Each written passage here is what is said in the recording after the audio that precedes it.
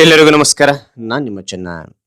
ಈ ಒಂದು ವಿಡಿಯೋದಲ್ಲಿ ಸ್ವಾಮಿ ವಿವೇಕಾನಂದರ ಪ್ರಬಂಧ ನೋಡ್ತಾ ಇದೀವಿ, ಅಥವಾ ರಾಷ್ಟ್ರೀಯ ಯುವ ದಿನದ ಪ್ರಬಂಧ. ಯಾವ್ದು ಕೊಟ್ಟರು ಇವೆರಡರಲ್ಲಿ ಯಾವ್ದು ಕೊಟ್ಟರು ಇವು ರೈಟ್ ಆಗಿರುತ್ತೆ.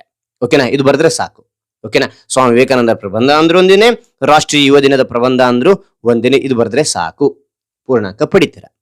ಹಾಗೆ ಒಂದು ಪ್ರಬಂಧ ಬರಿತಾ ಇದ್ರ, ಇಲ್ಲಿ ಪೀಠಿಕೆ, ವಿವರಣೆ, ಉಪಸಂಹಾರ ನೋಡ್ತೇವೆ. ಇಷ್ಟು ಬರೆದ್ರೆ ನಿಮ್ಗೆ ಪೂರ್ಣಾಂಕ ಬರುತ್ತಾ? ಇಲ್ಲ. ಈ ವಿಷಯಕ್ಕೆ ತಕ್ಕಂತೆ ಇಲ್ಲಿ ವಿಷಯ ವಿವರಣೆ ಇರಬೇಕು. ಅದ್ರ ಜೊತೆಗೆ ಸುಂದರವಾದ ಅಕ್ಷರಗಳಿದ್ದಾಗ ಏನಾಗುತ್ತೆ, ನೀವು ಪೂರ್ಣ ಅಂಕ ಖಂಡಿತ ಪಡಿತೀರಾ. ರೈಟ್? ಹಾಗಾದ್ರೆ ಪೀಠಿಕೆ ಪ್ರಾರಂಭ ಮಾಡ್ತೋಣವಾ? ಓಕೆ. ಪೀಠಿಕೆ.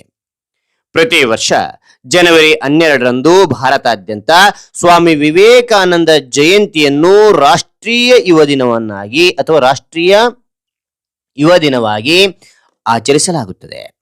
1863ರ ಜನವರಿ 12ರಂದು ಕಲ್ಕತ್ತಾದಲ್ಲಿ ಜನಿಸಿದ ನರೇಂದ್ರನಾಥ ದತ್ತರು ಸ್ವಾಮಿ ವಿವೇಕಾನಂದರಾಗಿ ಜಗತ್ತಿಗೆ ಆಧ್ಯಾತ್ಮಿಕ ಗುರುಗಳಲ್ಲಿ ಒಬ್ಬರಾದರು. ಈ ದಿನವು ಯುವ ಶಕ್ತಿಯನ್ನು ಜಾಗೃತಗೊಳಿಸುವ ಮತ್ತು ದೇಶ ನಿರ್ಮಾಣಕ್ಕೆ ಪ್ರೇರೇಪಿಸುವ ದಿನವಾಗಿದೆ ಅಂತಕ್ಕಂಥದ್ದನ್ನ ಪೀಠಿಕೆಯನ್ನು ನಾನು ಇಲ್ಲಿ 5 ಸಾಲಿನಲ್ಲಿ ಬರಿತಾ ಇದ್ದೀನಿ. 6 ಸಾಲು ಕೂಡ ನೀವು ಬರೆಯುವುದು, 6 ಅಥವಾ 7 ಸಾಲು ಡಿಪೆಂಡ್ಸ್ ಪಾಯಿಂಟ್ ಟೈಮ್. ಸಮಯ ಹೆಚ್ಚಿತ್ತು ಹೆಚ್ಚಿಗೆ ಬರಿತಾ ಹೋಗಿ, ಇಲ್ಲ ಅಂತಂದ್ರೆ ಇಷ್ಟು ಬರೆದ್ರು ಸಾಕು. ಹಾಗಾದ್ರೆ ಈ ಎಲ್ಲಾ ವಿವರಣೆ ನಿಮಗೆ ಇಷ್ಟವಾಗಿದ್ರೆ ಒಂದು ಲೈಕ್, ಅನೇಕ ವಿಡಿಯೋ ತಿಳಿಯಲು ಪ್ರೋತ್ಸಾಹ ತುಂಬ ಸಿಗುತ್ತೆ. ಇನ್ನೊಬ್ಬರು ಶೇರ್ ಮಾಡಿ ಸಾಧ್ಯ. ಇಂಥ ಅನೇಕ ವಿಡಿಯೋ ಚಾನಲ್ ಸಬ್ಸ್ಕ್ರೈಬ್ ಆಗಿ. ಹಾಗೇನೆ ನೀವು ಯಾವ ರೀತಿಯ ಪ್ರಬಂಧ ಬೇಕಂತೇಳಿ ಕಾಮೆಂಟ್ ಮಾಡಿ. ಆ ವಿಷಯಕ್ಕೆ ತಕ್ಕಂತೆ ನಾವು ವಿಡಿಯೋ ಮಾಡಲು ಪ್ರಯತ್ನ ಪಡ್ತೇನೆ ಅಂತ ಹೇಳ್ತಾ ಇಲ್ಲಿ ವಿವರಣೆಯನ್ನು ನೋಡ್ತಾ ಹೋಗುವ. ವಿವರಣೆ ಅಂದ್ರೆ ಒಂದೇನೆ, ವಿಷಯ ವಿವರಣೆ ಅಂದ್ರೂ ಒಂದೇನೆ. ನಿಮಗೆ ಪಾಯಿಂಟ್ ವೈಸ್ ನಾನು ತಿಳಿಸ್ತಾ ಹೋಗಿನಿ. ಈಸಿಯಾಗಿ ನೆನಪಿಡ್ಲಿಕ್ಕೆ ಸಾಧ್ಯ, ಈಸಿಯಾಗಿ ಮಾರ್ಕ್ಸ್ ಪಡ್ಲಿಕ್ಕೂ ಸಾಧ್ಯ. ರೈಟ್? ಹಾಗಾದ್ರೆ ಮೊದಲನೇ ಪಾಯಿಂಟ್ ನೋಡ್ತಾ ಹೋಗುವ. ಬಾಲ್ಯ ಮತ್ತು ಗುರು ಸಂಪರ್ಕ ಅಂತಕ್ಕಂಥದ್ದು. ಇವರ ಬಾಲ್ಯ ನೋಡಿದರೆ, ನರೇಂದ್ರನಾಥರು ಬಾಲ್ಯದಿಂದಲೇ ಬುದ್ಧಿವಂತ, ಧಾರ್ಮಿಕ ಚಿಂತನೆಯುಳ್ಳವರಾಗಿದ್ದರು. ಶ್ರೀರಾಮಕೃಷ್ಣ ಪರಮಹಂಸರನ್ನು ಗುರುವಾಗಿ ಸ್ವೀಕರಿಸಿ ಆಧ್ಯಾತ್ಮಿಕ ಜ್ಞಾನವನ್ನು ಪಡೆದರು ಅಂತಕ್ಕಂಥದ್ದು ನಾವು ನೋಡ್ಬೋದು. ರೈಟ್? ಅದಾದ ನಂತರ ಇದು 2ನೇ ಪಾಯಿಂಟ್ ನೋಡಿದರೆ, ಚಿಕಾಗೋ ಭಾಷಣ ಅಂತಕ್ಕಂಥದ್ದು. 1893ರಲ್ಲಿ ಅಮೆರಿಕಾದ ಚಿಕಾಗೋದಲ್ಲಿ ನಡೆದ ವಿಶ್ವ ಧರ್ಮ ಸಮ್ಮೇಳನದಲ್ಲಿ ಅಮೆರಿಕಾದ ಸಹೋದರ ಸಹೋದರಿಯರೇ ಎಂಬ ಮಾತುಗಳಿಂದ ಪ್ರಭಾವವಾದ ಭಾಷಣವು ಜಗತ್ ಪ್ರಸಿದ್ಧವಾಯಿತು.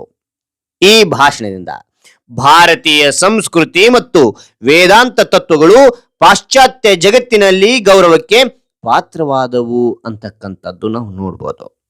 ಓಕೆನಾ ಮಕ್ಕಳೇ? ಈಸಿಯಾಗಿ ಪಾಯಿಂಟ್ಸ್ಗಳನ್ನ ನೆನ್ಪಿಡ್ತಾ ಹೋಗಿ ಪೂರ್ಣಾಂಕ ಪಡಿತೀರ. ಅದಾದ ನಂತರ 3ನೇ ಪಾಯಿಂಟ್ ಕಂಡು ಬರ್ತೇವೆ. 3ನೇ ಪಾಯಿಂಟ್ ಏನಂದ್ರೆ, ರಾಮಕೃಷ್ಣ ಮಿಷನ್ ಸ್ಥಾಪನೆ ಅಂತಕ್ಕಂಥದ್ದು. 1897ರಲ್ಲಿ ರಾಮಕೃಷ್ಣ ಮಿಷನ್ ಮತ್ತು ರಾಮಕೃಷ್ಣ ಮಠವನ್ನು ಸ್ಥಾಪಿಸಿದರು. ಅವರು ಶಿಕ್ಷಣ, ಸೇವೆ ಮತ್ತು ಆಧ್ಯಾತ್ಮಿಕತೆಯನ್ನು ಸಂಯೋಜಿಸಿದರು. ಇಂದಿಗೂ ಈ ಸಂಸ್ಥೆಗಳು ಜಗತ್ತಿನಾದ್ಯಂತ ಸೇವಾ ಕಾರ್ಯ ನಡೆಸುತ್ತಿವೆ ಅಂತಕ್ಕಂಥದ್ದು ಕಂಡು ಬರ್ತೇವೆ. ಓಕೆ. ಅದ ನಂತರ 4ನೇ ಪಾಯಿಂಟ್ ನೋಡಿ, ಯುವ ಜನರಿಗೆ ಸಂದೇಶ ಅಂತಕ್ಕಂಥದ್ದು. ಉತ್ತಿಷ್ಟ ಜಾಗ್ರತ ಪ್ರಾಪ್ಯ ವರಾನ್ನಿಬೋಧತ ಎಂಬ ಉಪನಿಷತ್ತಿನ ಮಾತನ್ನು ಯುವ ಜನರಿಗೆ ಮಂತ್ರವಾಗಿ ನೀಡಿದರು. ದೇಹದ ಬಲ, ಮನಸ್ಸಿನ ಶಕ್ತಿ ಮತ್ತು ಆತ್ಮವಿಶ್ವಾಸವನ್ನು ಬೆಳೆಸಿಕೊಳ್ಳುವಂತೆ ಪ್ರೇರೇಪಿಸಿದರು. ಇಲ್ಲಿ 4ನೇ ಪಾಯಿಂಟ್ ಆಯಿತು. ಇಲ್ಲಿ 5ನೇ ಪಾಯಿಂಟ್, ತತ್ವಗಳು ಮತ್ತು ಪ್ರಭಾವ ಅಂತಕ್ಕಂಥದ್ದು. ವೇದಾಂತ ತತ್ವವನ್ನು ಆಧುನಿಕ ರೂಪದಲ್ಲಿ ಪ್ರಚುರಪಡಿಸಿದರು. ಎಲ್ಲಾ ಧರ್ಮಗಳ ಸಮಾನತೆ, ಸೇವಾಭಾವ ಎಂಬ ಸಂದೇಶ ನೀಡಿದರು. ಅವರ ತತ್ವಗಳು ಗಾಂಧೀಜಿ, ನೆಹರು ಮುಂತಾದ ಮಹಾನ್ ನಾಯಕರ ಮೇಲೆ ಪ್ರಭಾವ ಬೀರಿದವು. ಇಂದಿಗೂ ಯುವ ಜನರು ಅವರ ಗ್ರಂಥಗಳಾದ ರಾಜಯೋಗ, ಕರ್ಮಯೋಗಗಳನ್ನು ಓದಿ ಪ್ರೇರಣೆ ಪಡೆಯುತ್ತಾರೆ ಅಂತಕ್ಕಂಥ ನೋಡ್ಬೋದು. ಆ ನಂತರ ಕೊನೆಗೆ ಉಪಸಂಹಾರ. ನಿಮ್ಮದಾಗಿರ್ತಕ್ಕಂಥ ಅಭಿಪ್ರಾಯ ಬರಿತಾ ಹೋಗೋದು. 4 ಸಾಲಿನೊಳಗೆ ನಾನು ಬರಿತಾ ಹೋಗಿದ್ದೀನಿ. ಇನ್ನು ಹೆಚ್ಚಿನ ಸಾಲು ಕೂಡ ನೀವು ಬರಿತಾ ಹೋಗ್ಬೋದು. ರೈಟ್? ಉಪಸಂಹಾರ. ಸ್ವಾಮಿ ವಿವೇಕಾನಂದರ ಜಯಂತಿಯು ಕೇವಲ ಒಬ್ಬ ಮಹಾನ್ ಸನ್ಯಾಸಿಯ ಜನ್ಮದಿನವಲ್ಲ, ಭಾರತೀಯ ಯುವ ಜನತೆಯ ಶಕ್ತಿ ಮತ್ತು ಸಾಮರ್ಥ್ಯವನ್ನು ಜಾಗೃತಗೊಳಿಸುವ ದಿನವಾಗಿದೆ. ಈ ರಾಷ್ಟ್ರೀಯ ಯುವ ದಿನದಂದು ಎಲ್ಲ ಯುವಕರಿಗೆ ಸ್ವಾಮಿ ವಿವೇಕಾನಂದ ಜಯಂತಿಯ ಶುಭಾಶಯಗಳಂತನೂ ಕೊನೆಗೆ ಹೇಳ್ಬೋದು. ರೈಟ್? ಹಾಗಾದ್ರೆ ಈ ಎಲ್ಲಾ ವಿವರಣೆ ಅಂತಕ್ಕಂಥದ್ದು ನಿಮಗೆ ಇಷ್ಟವಾಗಿದ್ರೆ ಒಂದು ಲೈಕ್, ಅನೇಕ ವಿಡಿಯೋ ಪ್ರೋತ್ಸಾಹ ತುಂಬ ಸಿಗುತ್ತೆ. ಇನ್ನೊಬ್ಬರಿಗೂ ಶೇರ್ ಮಾಡಿ ಸಾಧ್ಯ. ಇಂಥ ಅನೇಕ ವಿಡಿಯೋ ಚಾನಲ್ ಸಬ್ಸ್ಕ್ರೈಬ್ ಆಗಿ. ಮತ್ತೊಂದು ಹೊಸ ವಿಷಯದೊಂದಿಗೆ ಮತ್ತೊಂದು ಹೊಸ ವಿಡಿಯೋದೊಂದಿಗೆ ಭೇಟಿ ಆಗ್ತೇನೆ. Thank you for watching.